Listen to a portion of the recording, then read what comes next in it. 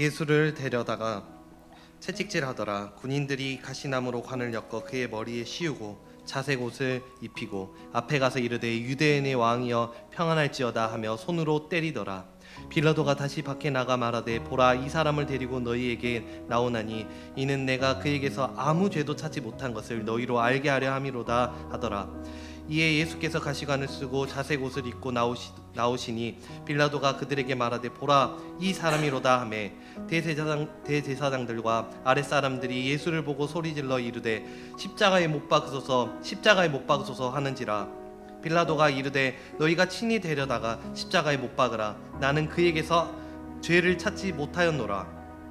유대인들이 대답하되 우리에게 법이 있으니 그 법대로 하면 그가 당연히 죽을 것을 그가 자기를 하나님의 아들이라 함이니이다.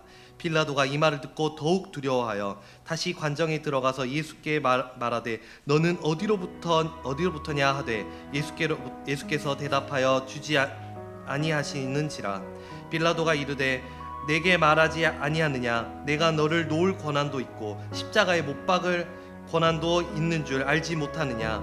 예수께서 대답하시되 위에서 주지 아니하셨더라면 나를 해할 권한이 없으리니 그러므로 나를 내게 넘겨준 자의 죄는 더 크다 하시니라. 이러함으로 빌라도가 예수를 놓으려고 힘썼으나 유대인들이 소리질러 이르되 이 사람을 놓으면 가이사의 충신이 아니니이다. 무릇 자기 왕이라 하는 자는 가이사를 반역하는 것이니이다. 빌라도가 이 말을 듣고 예수를 끌고 나가서 돌을 깐 뜰에 있는 재판석에 앉아 있더라. 이날은 유월절의 준비일이요 때는 제육시라. 빌라도가 유대인들에게 이르되 보라, 너희 왕이로다. 그들이 소리 지르되 없이 하소서 그를 십자가에 못 박게 하소서. 빌라도가 이르되 내가 너희 왕을 십자가에 못 박으랴. 대제사장들이 대답하되 가이사 외에는 우리에게 왕이 없나이다 하니 이에 예수를 십자가에 못 박도록 그들에게 넘겨주니라. 아멘.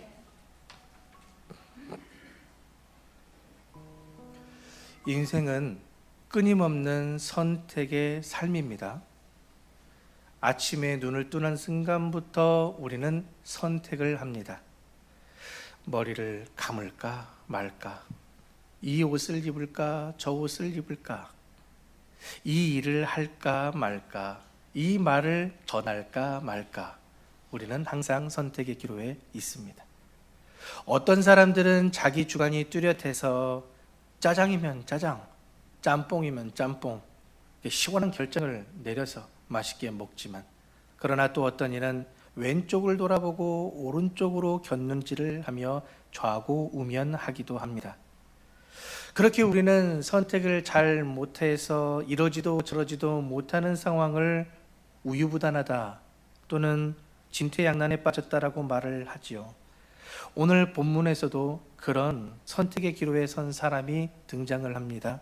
바로 로마 총독 본디오 빌라도입니다. 그는 의를 선택할 것인가 아니면 자기 보존을 선택할 것인가의 기로에 서 있습니다. 우리가 그동안 요한복음을 쭉 강해로 이어서 말씀을 들어와서 아시다시피 예수님은 체포되어서 대제사장인 가야바와 안나스를 거쳐서 그리고 이제 총독 빌라도에게 넘겨졌습니다. 빌라도는 성경 말씀에 보니 이미 3번이나 이 예수에게서 내가 아무 죄도 찾지 못하였노라 3번이나 이야기를 합니다. 그럼에도 불구하고 이 빌라도가 예수님을 채찍질합니다. 예수님의 무죄를 분명하게 인지하고 있음에도 불구하고 어찌하여 살점이 뜯기며 이 피가 튀는 끔찍한 채찍질을 예수님께 가했던 것일까요? 그 이유가 무엇이겠습니까? 그 이유는 검붉은 그 피를 온몸에 뒤집어 쓴 예수님의 그 모습을 군중들에게 보여줌으로 말미암아 유대 민족의 그 동족들의 동정심을 유발해서 예수님을 놓아주려 했던 것입니다. 긍휼 정책을 펴서 죄 없는 예수는 놓아주고 자신의 이 총독의 의와 자리를 지키려 보존하려 했던 것이 그 이유죠. 그러나 유대 종교 지도자들과 이 군중들은 그런 빌라도의 계산에 관심이 없습니다. 그들은 반복해서 예수를 십자가에 못 박아 죽이라고 외칠 뿐입니다. 그들의 목적은 처음부터 하나였죠. 예수 그리스도를 제거하는 것. 왜 제거하려 합니까? 예수 그리스도의 영향력이 점점 넓어지면 넓어질수록 자신들의 위치가, 그 자리가, 지위가 위태로워지기 때문에, 그렇기 때문에 위협이 되기 때문에 예수님을 제거하려 하는 겁니다. 그러나 빌라도는 분명하게 인지합니다. 예수님은 절대로 정치적 반란자가 아니며 로마 황제 가이사에게 위협이 되는 존재가 아니라는 것을 분명하게 인지했습니다. 그래서 그를 놓아주려고 나름 애를 썼지요. 그러나 유대 종교 지도자들과 군중들은 그런 빌라도를 협박하기 시작합니다. 뭐라고 성경에 협박이 나옵니까? 12절 말씀에 나옵니다. 유대인들이 소리질러 이르되 이 사람을, 예수를 놓으면 가이사의 충신이 아니다. 빌라도, 네가 예수 그리스도를 놓아주면 너는 가이사의 충신, 황제의 충신이 아니다. 지금 모함하려 합니다. 과연 빌라도의 입장에서 누가 행악자입니까? 예수 그리스도가 지금 빌라도의 목을 조이고 있습니까? 아니면 유대 종교 지도자들과 군중들이 빌라도에게 악을 행하고 있습니까? 홀로 이렇게 서서 아무런 도움을 받지 못하며 스스로 결정을 내려야 되는 고립무원에 빠진 빌라도.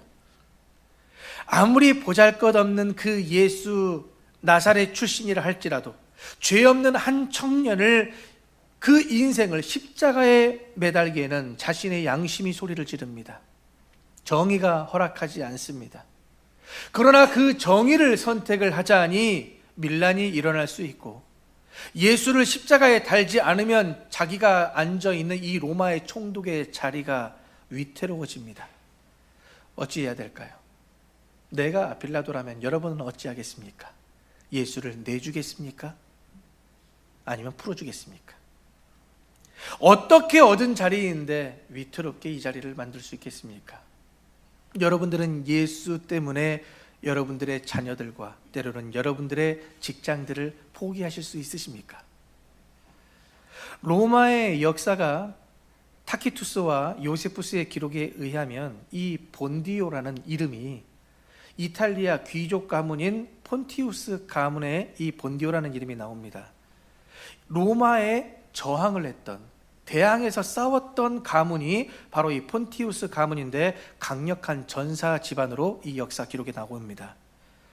그런 로마를 대항해서 싸웠던 집안의 후손인 본디오 빌라도가 친로마가 된 이유는, 당시 로마 제국들은 자신들에게 저항했던 민족이라도, 패한 민족이라 하더라도 로마에게 충성만 하면 그들에게 시민권을 주어주었고 상류층으로 받아주었습니다. 이게 로마의 정책입니다. 그러다 보니 빌라도는 자신의 그 무너진 가문을 다시금 일으켜 세우기 위해서 자신이 기사 계급을 갖고 있기 때문에 그런 행정적 실무와 군사적 이런 역량을 증명을 해야 됐고, 당시 유대는 로마 공직자들 사이에서 좀 골치 아픈 지역입니다. 이 종교적으로 워낙 강력하다 보니. 그래서 이 황제의 근위대장을 맡고 있었던, 신임을 받았던 제2인자 세아누스는 이 빌라도의 강직함을 알고 이 빌라도를 잘 키우기 위해서 유대 총독으로 보냈던 겁니다.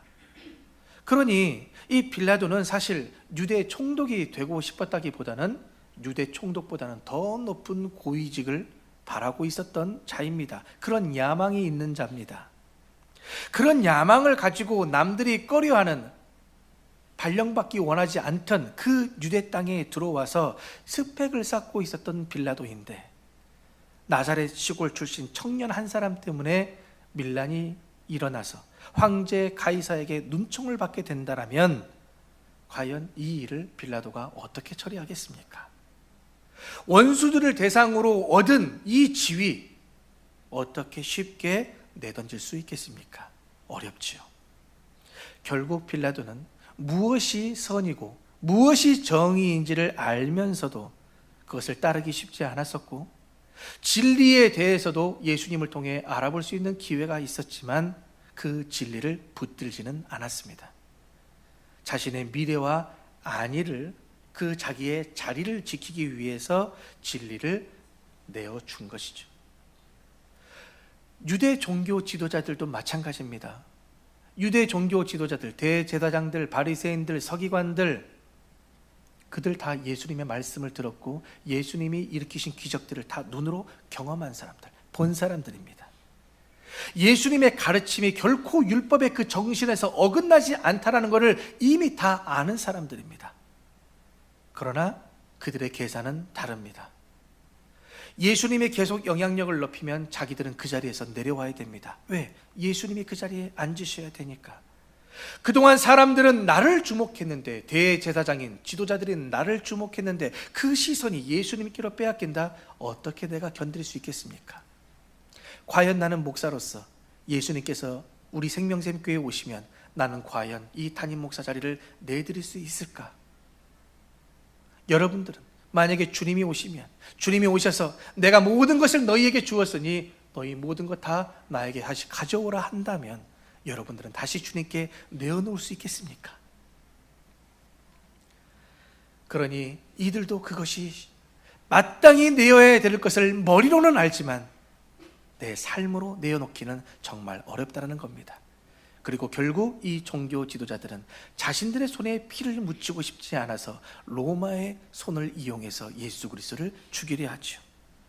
겉으로는 이 종교 지도자들이 율법을 말하지만 속으로는 자기 보존을, 자기 유지를 추구한 자들이며 자신들의 필요를 위해서라면 적과 언제든 손을 잡고 그들과 손은 잡았다 할지라도 내 손과 내 발은 더럽히지 않으려 하는 정말 파렴치한 자들이 바로 유대 종교 지도자들입니다. 그러면 그들만 나쁩니까? 그들만 파렴치한들입니까? 여러분들은 괜찮습니까? 여러분들은 이 말씀 앞에서, 십자가 앞에서, 하나님 앞에서 떳떳하십니까? 제가 이 단에 있으면서 참회의 기도를 드릴 때마다 항상 티슈를 뽑아 듭니다. 모르겠습니다. 어떤 분들은 그런 제 모습을 보고 또 목사님이 정말 그 울음의 진정성이 있는가 의심하시는 분이 있을지는 모르겠지만 정말 괴롭습니다. 정말 힘이 듭니다. 정말 목사로서 말씀을 더 연구하고 선포하는 자들로서 그 진리를 우리 성도들에게 선포하고 그 길로 걸어가며 제가 더 담임 목사로 본을 보여 드려야 되는데 그렇지 못한 삶을 살면서 제가 이 자리에서 말씀을 선포한다고 서 있으니 제가 얼마나 힘이 들겠습니까? 그러니 저는 티슈를 뽑아들 수밖에 없는 것이죠. 여러분들, 우리는 이 성경에 나오는 이 종교 지도자들과 다른 것이 이만큼도 없습니다. 눈곱만큼도 차이 나지 않습니다. 우리도 정의롭고 옳은 길이 어떤 길인지를 알면서도 결국은 나에게 유익한 길을 선택하지 않습니까? 매 주일 말씀을 듣고 성령께서 느끼게 하시는 깨달음이 있지만 결국은 나 먼저, 내 가족, 내 중심으로 모든 것을 계산하고 결정하고 있지는 않습니까? 우선은 내가 건강하고 여유가 있어야 교회 가서 봉사도 하고 이웃을 섬길 수 있다라고 말하고, 우선은 내 가정 안에서도 물질이 채워져야 내가 헌금도 할 수 있고 또 이웃들과 함께 나누며 도울 수 있다라고 말하며 내 중심으로 계산하고 결정하고 있지 않습니까? 제가 그렇습니다. 물론 나를 사랑할 수 있어야 됩니다. 나를 지킬 수 있어야 됩니다. 우리 모두는 이기적이어서 먼저는 내가 살아야죠. 내가 살아야 내 자녀들도 키우고 이웃들도 함께 할 수 있지요. 그런데 성경은 그것을 하지 말라는 이야기가 아닙니다. 당연히 그래야죠. 그러나 성경은 오직 나와 내 가정을 다 버리고 내 자식 다 버리고 교회에서 죽으라 이야기하는 게 아닙니다. 먼저 그 건강과 물질과 시간과 그 모든 여건들을 허락하신 분이 누구인지를 먼저 기억하라는 얘기죠. 그것을 분명하게 세워놓으라는 얘기입니다. 머리로만이 아니라 삶으로 말입니다. 먼저 그런 하나님을 신뢰할 수 있어야 된다는 얘기죠. 그 하나님을 신뢰하지 못하기 때문에 여전히 우리는 건강의 노예가 되고 물질의 노예가 되고 여건의 노예가 되어서 하나님 어떻게 해요? 이게 제 모습인 걸 어떻게 해요? 우리가 핑계 삼고 있지는 않는지요. 그런데 여러분, 우리 기독교가 다른 종교들과 큰 차이가 있는데 그것이 뭔지 아십니까? 대부분의 종교는 인간이 어떤 고행을 하거나 선행을 하거나 아니면 어떤 명상, 어떤 제사, 예배를 통해서 절대자인 신에게 도달하려는 상향적, 위로 향하는 구조를 가지고 있지만 우리 기독교는 하향적 구조입니다. 절대자인 신이 하나님께서 아들의 몸인 예수 그리스도로 이 땅에 오셔서 우리를 통하여서 보여주시고 그렇게 해서 우리를 구원하러 오신 그분을 믿으면 되는 하향적 구조를 가지고 있는 겁니다. 상향적 구조를 가지고 있는 종교들은 인간의 노력이 그만큼 하늘을 바라보고 하늘을 향해 나아가면 그런 인간의 노력이 구원을 얻을 수 있다는 조건을 제시하지만 우리 하향적 구조는 그렇지 않습니다. 네가 이만큼 행하면 구원을 얻으리라가 아니라 오히려 내가 이 땅에 와서 다 이루었노라. 이것을 믿으라. 이것을 받아들이라. 이렇게 되면 우리가 구원을 얻는다 말하는 것이 바로 기독교이죠. 타종교는 바다에 빠진 어떤 사람에게 밧줄이나 튜브를 던져주면서 그것을 잡고 나오라고 이야기하고 가르치지만 우리 기독교는 그런 말 할 필요 없이 예수 그리스도께서 그저 그 바다에 빠지셔서 우리를 구원하신 종교가 바로 기독교인 겁니다. 하나님은 한 번 택정하신 자기 백성을 결코 포기하지 않으십니다. 우리가 연약해서 진리를 팔아버릴 때 얼마나 그럴 때가 많습니까? 세상과 타협할 때가 얼마나 많습니까? 그렇게 우리가 진리가 무엇인지를 알면서도 팔아버릴 때 하나님은 다시 우리를 이 자리로 부르셔서 진리가 무엇인지를 듣게 하십니다. 다시 채워주십니다. 우리가 우리 것을 지키기 위해서, 내 소유를 지키기 위해서, 내 자리를 지키기 위해서 우리가 불의를 선택할 때 하나님은 그런 우리를 대신하여 독생자를 내어주셨습니다. 아무런 흠도 없고 죄도 없으신 예수님이 대제사장과 빌라도에게 신문을 당하고 뺨을 맞으며 살점이 뜯기는 그 채찍질을 당하여 피범벅이 되셨습니다. 그런 예수님께 대하여 빌라도가 묻습니다. 너는 어디로부터냐? 이야기해라. 너는 어디로부터냐? 내가 누구인지 알지 않느냐? 나한테 고하라. 나는 너를 풀어줄 수 있는 권한을 가지고 있는 사람 아니냐? 너는 어디로부터냐? 그러나 예수님은 대답하지 않으십니다. 침묵하십니다. 침묵하신 이유는 할 말이 없어서도 아니요, 무력함도 아닙니다. 아버지 하나님의 뜻에 대한 순종 때문이죠. 아버지 하나님께서 우리를 대신하여 십자가에 달기를 원하시기 때문에, 그래서 묵묵히 침묵하십니다. 핑계 대실 수 있습니다. 예수님의 잘못이 아니라고, 우리들의 문제였다라고 말씀하실 수 있는데 묵묵히 침묵하십니다. 그러므로 이 십자가는 우리를 향한 하나님의 심판이자 동시에 우리를 향한 하나님의 구원이요 사랑입니다. 우리는 하나님의 심판을 피한 자들이고 하나님의 구원과 사랑을 받은 자들입니다. 아무도 아멘 하시는 분이 안 계십니다. 부정하고 싶으십니까? 우리는 하나님의 심판을 피한 자들이요, 우리는 하나님을 향한 하나님의 구원과 사랑을 받은 자들입니다. 우리는 그 사실을 믿음으로 의롭다 여김을 받았고, 그 사실을 믿음으로 구원을 얻었으며, 그 사실을 믿음으로 자유를 얻게 된 자들입니다. 그렇게 우리가 믿음으로 모든 죄를 탕감받았는데, 자유함을 누렸는데, 이제 자유하니 다시 죄악된 길로 달려갈 수 있겠습니까? 결코 그럴 수 없다라는 얘기입니다. 이 믿음은 우리를 방종하게 만들지 않습니다. 이 믿음은 오직 진리에 합당한 삶으로 우리를 이끌어 갑니다. 우리가 이 십자가 사랑을 진정으로 깨닫게 되면은 더 이상 나를 지키기 위해서 진리를 팔지 않습니다. 진짜 십자가 사랑을 알면, 그러나 이 십자가 사랑을 지식으로 알면 쉽게 팔아버립니다. 그러나 이 십자가가 결국 나의 심판대였다는 것을 분명하게 알면 더 이상 하나님과 타협하지 않습니다. 세상과도 타협하지 않습니다. 혹시 여러분들 지금까지 살아오시면서 여러분들의 선택이 좋은 선택보다, 의로운 선택보다 잘못된 선택들이 더 많다라고 생각되어서 혹시 마음이 무거우십니까? 너무 낙심하지 마십시오. 그럴 수 있습니다. 왜냐? 정말 성경에 기록된 것처럼 마음은 원이로되 우리가 육신이 약해서 안 되는 부분이 많은 것이 사실이고, 여전히 선한 영향력만 끼치는 것이 아니라 우리를 넘어뜨리게 하고자 하는 악한 마귀의 힘 또한 이 세상에 존재하고 있기 때문에 우리는 넘어질 수밖에 없습니다. 여러분, 그러니 낙심하지 마십시오. 복음은 우리를 정죄로 끝내지 않습니다. 베드로전서 2장 24절 25절 말씀에 뭐라고 나옵니까? 우리 다 함께 읽어보지요. 시작. 친히 나무에 달려 그 몸으로 우리 죄를 담당하셨으니 이는 우리로 죄에 대하여 죽고 의에 대하여 살게 하려 하심이라. 그가 채찍에 맞음으로 너희는 나음을 얻었나니 너희가 전에는 양과 같이 길을 잃었더니 이제는 너의 영혼의 목자와 감독되신 이에게 돌아. 아멘. 이 말씀으로 위로받는 여러분이 되시기를 축복합니다. 그래요, 우리 한 주간 죄 많이 지었죠.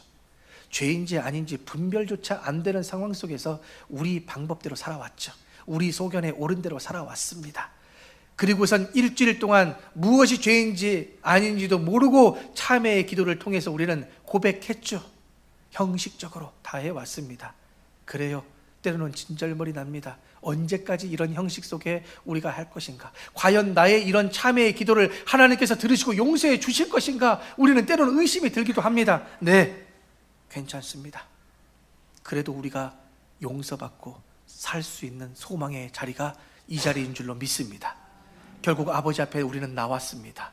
결국 우리의 감독 되신, 우리의 영원한 목자 되신 아버지 하나님의 전에 나와 이 시간 말씀으로 그 진리를 다시 듣고 있는 것 아닙니까? 그러니 우리가 이것을 교묘하게 이용하는 것이 아니라면 안 되는 내 자신을, 그런 내 이 산 재물을 부족하지만 하나님 내 있는 모습을 받아 주옵소서, 그런 나를 구원하여 주옵소서라는 마음으로 산 재물로 이 자리에 들으시는 거라면 하나님은 우리를 결코 정죄하지 않으십니다. 나음을 입은 우리들은 이제 우리의 어리석음을 인정하고 다시 이 십자가 앞에 서면 되는 겁니다. 우리 옆에 계신 분들 서로 인사합시다. 십자가 앞에 다시 서십시다. 이것도 형식적으로 인사를 하면 안 됩니다. 진짜 우리가 십자가 앞에, 그 복음 앞에, 말씀 앞에, 진리 앞에 다시 서십시다. 설령 또 넘어진다 할지라도 또 다시 서보십시다 라는 마음으로 우리가 인사를 하며 우리 생명샘의 모든 성도들이 한 마음 한 뜻, 같은 마음, 같은 열매를 맺어가야 되지 않겠습니까? 그렇게 우리는 다시 일어나서 이 복음 앞에, 이 십자가의 영광 앞에 서면 됩니다. 우리는 다음 한 주간도 사순절의 시간을 지내보면서 수많은 선택의 기로에 서게 될 것이며, 그러면 우리는 또다시 우리의 인생 속에서 좌고 우면하고 우유부단하고 진퇴유곡의 상황에 또 빠질 수 있을 것입니다. 그러나 그때마다 이 사순절의 기간 우리는 십자가를 떠올리면서 여러분 스스로에게 물으시길 바랍니다. 나는 누구로부터인가? 나는 어디로부터 왔는가? 나는 무엇을 선택할 것인가? 저 십자가에 달려야 될 존재가 누구인가? 나는 하나님의 의를 선택할 자인가? 나의 보존을, 나의 안위를 선택할 것인가? 스스로 물으며 귀한 선택을 내리는 삶 살기를 소망합니다. 마무리합니다. 인생은 매 순간이 선택의 연속입니다. 그 중심에는 하나님의 의와 나의 안일이라는 두 가지 선택의 갈림길에 서 있습니다. 우리는 빌라도와 같이 의가 무엇인지를 알면서도 그 의를 따르기보다 내 자리를 지키기 위해서 눈을 질끈 감고 어쩔 수 없다는 듯이 많은 사람들 앞에서 손을 씻었습니다. 이것은 너희가 감당하라. 그러나 우리는 여전히 빌라도의 이름을 우리의 입술로 이야기합니다. 하나님은 여전히 죄인된 우리를 이 자리로 불러놓고 너희들 왜 그렇게밖에 못하니, 너희들 나에게 그런 사랑과 은혜를 받았으면서 왜 그렇게밖에 못하니 정죄하거나 나무라시지 않습니다. 그런 폐역무도한 우리를 다시 이 자리로 부르셔서 내가 너희들의 죄를 예수께 다 짊어지게 하여 십자가를 지게 하고 침묵 가운데 채찍에 맞게 하였노라. 이것만 말씀하십니다. 예수님의 채찍에 맞음으로 우리가 나음을 얻었고, 나음을 입은 우리가 우리의 목자와 감독 되신 예수님께 돌아오게 되었으니 이제 우리가 나가야 될 방향은 오직 한 가지뿐입니다. 하나님의 그 사랑과 예수의 은혜를 입은 우리는 우리의 소유와 우리의 안위를만을 위한 그런 선택의 길을 걷지 않게 되는 것뿐입니다. 그러니 이번 사순절 첫째 주간 수많은 선택의 기로 앞에서 나를 주관하고 인도하시는 분이 누구신지를 이 사순절의 기간 꼭 기억하시고 다시 십자가 앞에, 그 복음 앞에 하나님의 의를 선택하는 귀한 한 주간이 되기를 주님의 이름으로 축원합니다. 사람의 외모를 보지 않으시고 그 중심을 보시는 아버지 하나님, 매 순간 하나님의 은혜를 경험하면서도 여전히 이 세상에서의 안일과 보존을 위해 의를 저버리는 저희들을 다시 부르셔서 회복시켜 주시니 죄송한 마음과 감사를 드립니다. 저희 모두는 오늘 이 말씀을 통하여 다시 복음 앞에 서기를 결단합니다. 수많은 선택의 기로 앞에서 성령의 도우심을 따라 아버지의 선하심과 의를 선택하며 영광 돌리는 아버지 하나님의 구별된 귀한 백성들 되게 하여 주옵소서. 그리하여 주실 줄로 믿으며 예수님의 이름으로 간절히 기도하옵나이다.